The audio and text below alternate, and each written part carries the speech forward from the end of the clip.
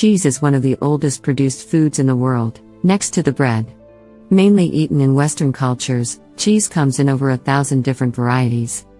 Cheese is a common ingredient, whether shredded or melted, in all kinds of dishes from appetizers to main courses to desserts. But as delicious and versatile as cheese is, the sad fact is that 2/3 of adults have some level of lactose intolerance. So, cheese has quite a number of pros and cons right off the bat. Here are 4 things you may experience if you choose to make cheese part of your daily diet. 1. Cholesterol levels may go up. Cheese has one of the highest cholesterol levels of any food, mainly because of the high concentration of milk fat in the product. High cholesterol can lead to serious problems like heart disease and stroke. However, this does not happen to everyone. It's always a good thing to monitor your cholesterol levels in any case, but keep in mind that cheese may contribute to a problem if it already exists. 2. You may gain weight. Cheese is not something you want to eat a lot of if you are watching your weight. 1 ounce of cheese has roughly 100 calories, and it's very easy to just snack on cheese without thinking about it.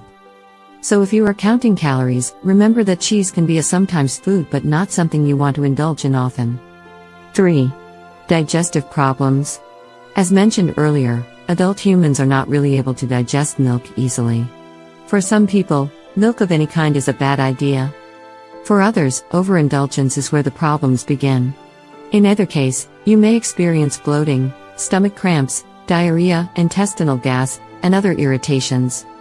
There are products on the market to help make milk products more digestible, but just keep in mind that if your body is telling you it's not happy, there's a reason behind it. 4. Bone density may improve. The older you are, the more important bone health becomes. So, eating calcium-dense foods like cheese can be a good idea.